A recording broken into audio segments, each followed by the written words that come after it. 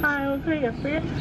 Can I please grab a large iced macchiato with caramel and an apple fritter? We're actually out of apple fritters. No! Alright, Boston cream. A Boston cream? Yeah. Large iced caramel macchiato and a Boston cream. Welcome to today's video, guys. As you can see, it's off to a great start. No apple fritters. I thought this was America. Anyways, gonna get to the shop. I'm pumped because today is the day that we're gonna get the Miata running. You can probably tell I'm a bit drowsy. I just woke up. I treated myself to a nice sleep in. It's 12:50 right now. Just picked up all the hardware I need to bolt my turbo on, and I can't get over this, but I just spent $32.82 on just hardware, bolts and nuts, to bolt the turbo on because CX Racing was too lazy to include it in the kit. Man, that's so frustrating, but not gonna let it ruin my day. We're getting this car started today. SAMMIT here from the future to remind you guys, do not miss out on your chance of winning the Miata. Head to sammit.net/shop, grab as many entries as you can. Every 500 yen spent is one entry, which is about $4.20 US with the current exchange rate. Things went really well with today's video. Yeah, I'm sure there's other hints in the video because I'm so far in the future right now that I know what editing this video looks like. With that, guys, sammit.net/shop, get as many as you can. One full day left, don't sleep. So back at the shop now, and I am working on getting the turbo all sorted out. You have to take this back piece off to be able to bolt it on.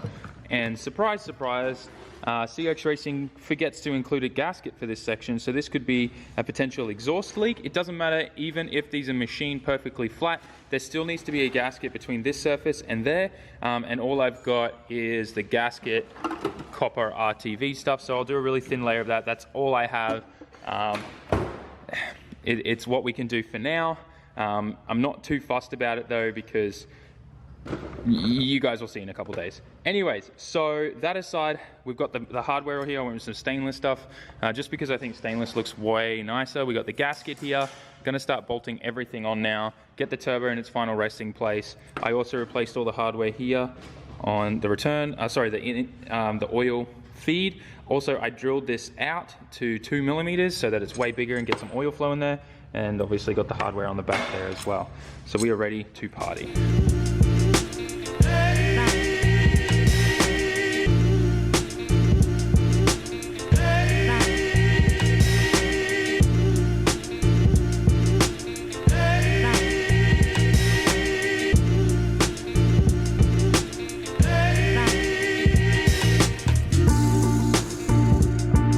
So we've got the oil drain on, we got the feed on, I've got everything bolted in. You have to use 3 bolts through the top for these 2 on the back here as well. They go through the top, you can see that. This one goes through the top. This one you got to come up from the bottom though, obviously just because of where the housing is and everything. I still haven't tightened all the bolts on the housing yet, just because I'm not sure if I'll have to clock it a tiny bit. Once I get the charge piping and the intercooler in, we should be good. I've got to get some heat shielding for these heater hoses and the oil feed coming up through here just because it is kind of close to here. I also need to make up a shield for the brake booster and master, so we don't want that to melt and get super hot. But otherwise I'm going to start working on the intercooler and all the piping for that and try and get this whole thing situated, then vacuum lines, and then first start.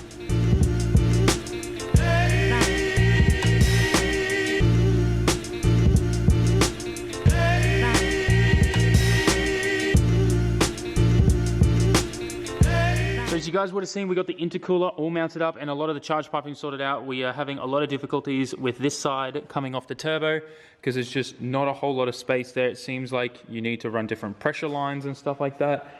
So I may need to go to make a hose tomorrow for that reason. I've just disconnected the power steering and the AC compressor and taken that belt off so that that's not going to stop us from starting the engine, as well as if we do start it, we're not going to have fluid flying everywhere or drying out or wrecking the AC pump. So for now, those 2 are disconnected. So James is now working on vacuum lines and getting that sorted out. I'm going to be putting the Mega Squirt ECU in, which I believe is behind the passenger seat. Is that right? Kick panel. Kick panel? What's the kick panel? Kick panel. Oh, okay. So Chris was just explaining to me that the ECU is actually in this kick panel on the 1.6s, the 1.8s is behind the seat. So I'm going to get in here and pull it. Wait, I think that's it there. There it is. Found it under the carpet here. So we're gonna get this out and get that mega squirt in. So I took out the factory ECU. It was a little bit hard because it seems like the only place that has rust in this car was the ECU kick panel. And the last couple bolts I had to get in there with an angle grinder to remove so that I could get it all out. But we got it out. I've got the mega squirt all connected in here. We got the vac line run. I got the cable hooked up with a little USB adapter. I'm gonna go install the software on my laptop. And then what I'm gonna actually do is get Jack to remote in and do everything base map and stuff like that. So this thing can run, we can check for leaks and everything. And then tomorrow, we should be able to get this on the dyno if everything goes well. Obviously, the main thing is that we've got to resolve our charge piping and make sure that we get that all sorted out from the turbo side. But we're definitely at a point now where we'll be able to start this thing, check for leaks and all that kind of stuff. So we've got everything set up now. We should be ready to turn the key. And my buddy Jack from HB Logic is remoting in right now on TeamViewer. Say hi, Jack. There's a bit of lag. What's going on? There he is. A little bit of lag, even though we're not very far apart. I know, isn't that crazy? Yeah. So if you guys don't know, Jack can do remote tunes, especially right now with this pandemic on. If you can't get out of the house and you've got any of the stuff that HP Logic work with, definitely talk to him. He can get you sorted out. So we had a few little issues with the USB controller, but now we are up and running. And as you can see, Jack's already loaded an example, I guess template. Is that what you'd call that, Jack? Yeah, exactly.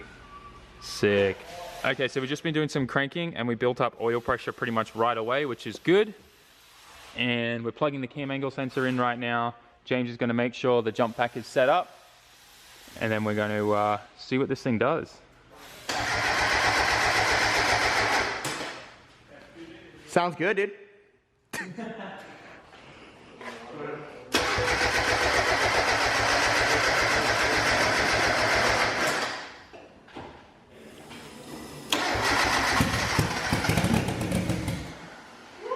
I can just keep spraying. No. So I'm really nervous, and I was super concerned about how it wasn't starting. Seemed like it wasn't getting fuel, and then I had a bright thought. What if I got the fuel return line and feed line mixed up? And that's exactly what happened. Turns out this is the return and this is the feed, and currently I have them mixed up. So we're switching them over. This is about to spray gas everywhere. I can feel it. Here it comes. Here it comes. Oh, there it goes. Nice bit of spray. All right, so we want this one here. Get that on there. And then this one here. And then we'll actually have fuel and we won't need brake cleaner. And then this thing will start. Right, Jack? That's right. That lag, though. He's literally like 5 minutes down the road. Probably like the internet connection's passing through China and going back. Positive, 100% confirmed. All right. I think we're ready now. Yeah, I think we're ready.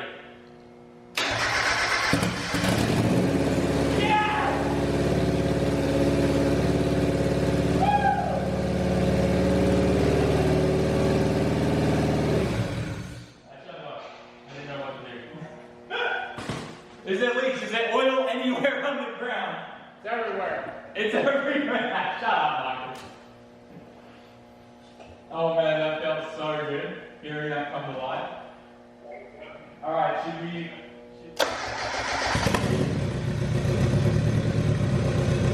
Is that better?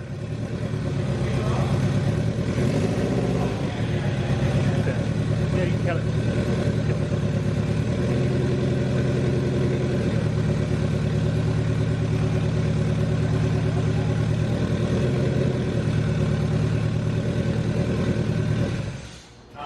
I think it's just the IACD, like we don't have the IACD plugged into the pipe in front of the throttle.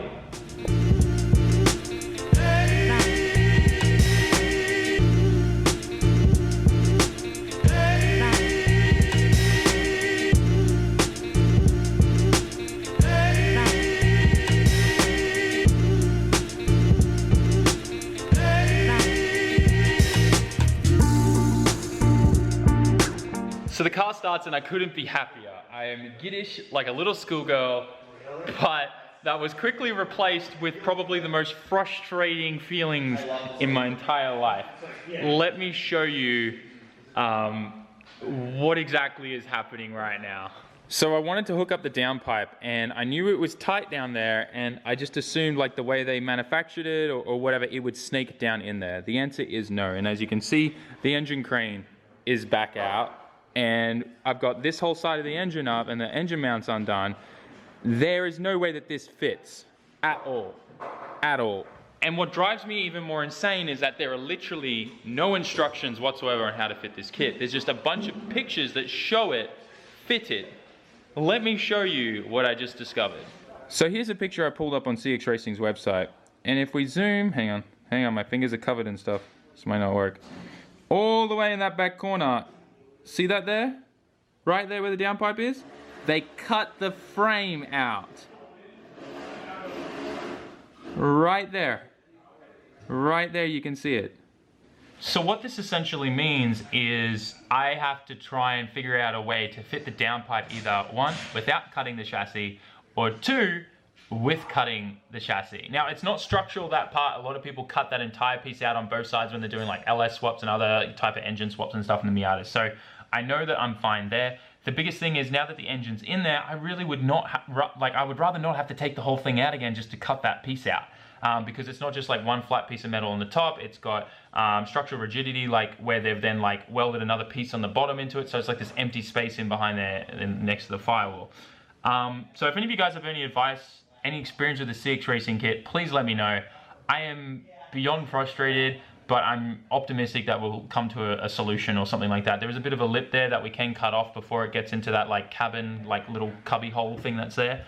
Hopefully just cutting a bit of that will work, or I'll talk to a fab guy and see if we can get stuff sorted out. The biggest frustrating thing is obviously we're on a crunch,